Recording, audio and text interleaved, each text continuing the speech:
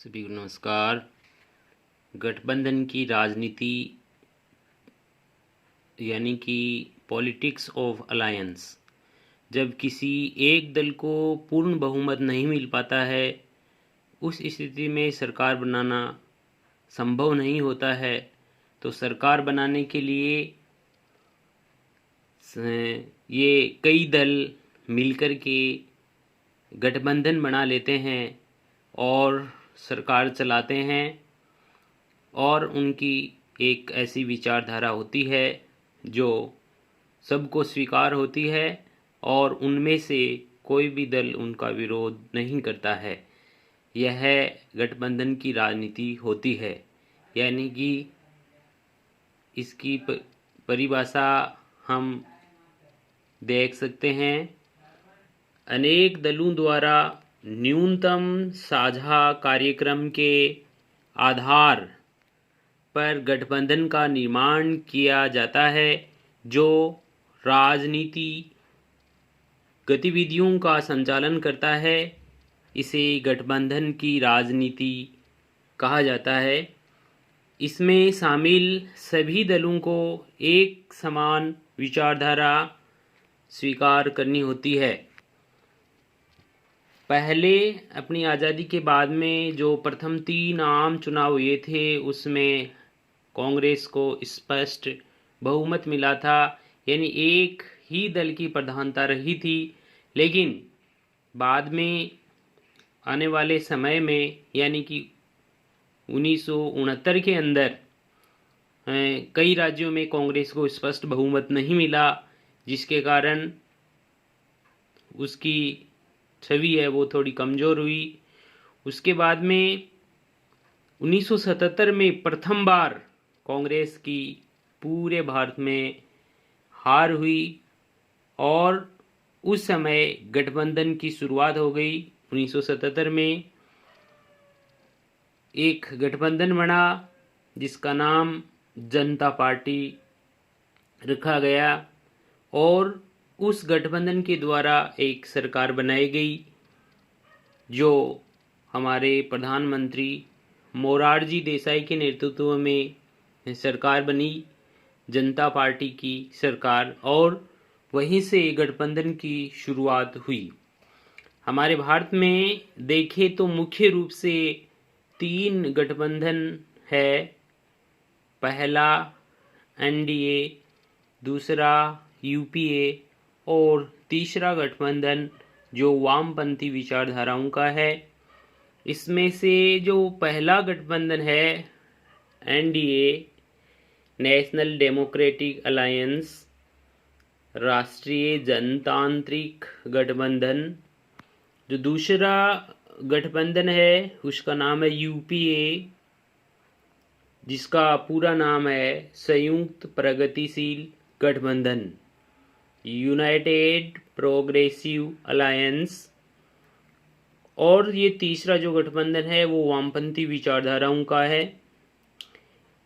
चाहे एनडीए हो, यूपीए हो, वामपंथी दल हो, इन सभी के अंदर कोई एक दल नहीं है, बहुत सारे अनेक दल है जो आपस में सामंजस्य बिठा करके सरकार चलाने का प्रयास करते हैं, चुनाव लड़ते हैं और कई बार इनको विपक्ष में भी बैठना पड़ता है।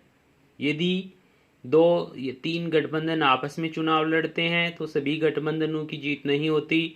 इनमें से एक गठबंधन की जीत होती है तो केवल एक गठबंधन की सरकार बनेगी, दूसरा गठबंधन होगा वो विपक्ष में बैठेगा। यहाँ पर राष्ट्रीय जनतांत्रिक गठबंधन जो एनडीए है, इसका निर्माण अटल बिहारी वाजपेयी के द्वारा किया गया था 96 के अंदर। तो उसके बाद में ये जो एनडीए है बीजेपी के नेतृत्व में वर्तमान में भी क्रियाशील है। संयुक्त प्रगतिशील गठबंधन ये कांग्रेस के नेतृत्व में, यानी कि यहाँ पर इस गठबंधन में कांग्रेस बड़ी पार्टी है, लगभग इसकी सीटें ज़्यादा आती है। इसलिए ये नेतृत्व करता है।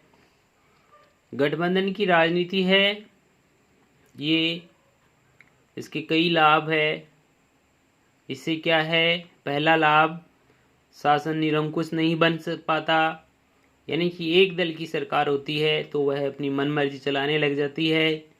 जनता के ऊपर वह कई प्रकार के मनमाने कानून लागू करने लग जाती है, लेकिन यहाँ पर कई दल शामिल है जिसके कारण वो मनमानी नहीं कर पाते हैं।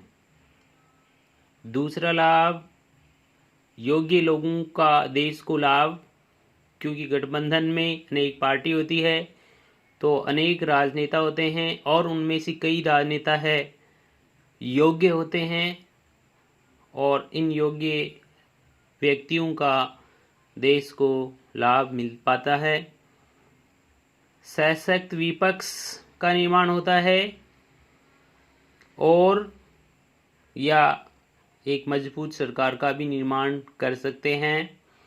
चौथा इसका लाभ है व्यापक जन समर्थन, क्योंकि इसमें कई पार्टियां होती है, कई दल होते हैं, तो इनका जो वोट का परसेंटेज देखा जाए तो वह काफ़ी होता है। अतिवादी दृष्टिकोण से मुक्ति, क्योंकि ये जो दल है सभी दल मिलकर के एक न्यूनतम साझा करते हैं। सभी दलों की कुछ अलग अलग मांगे होती है, उन मांगों में से जो कॉमन मांगे होती है, जो कॉमन विचारधाराएं होती है, उनको मान लिया जाता है। तो वो यानी कि ज़्यादा मांग नहीं कर सकते, एक निश्चित सीमा से बाहर वो नहीं जा सकते, इसलिए इनको अतिवादी दृष्टिकोण से मुक्ति मिल जाती है। यदि एक दल की सरकार होती है तो कभी कभी वह सरकार अतिवादी हो सकती है।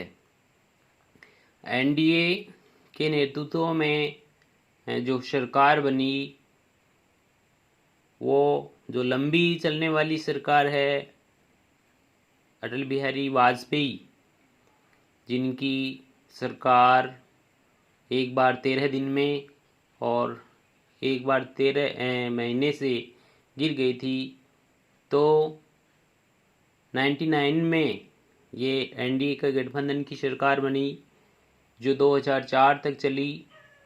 उसके बाद में 2004 में जो यूपीए की सरकार बनी डॉक्टर मनमोहन सिंह के नेतृत्व में, वो 2004 में फिर उसका कार्यकाल दोबारा आया, फिर 2014 तक वह रही।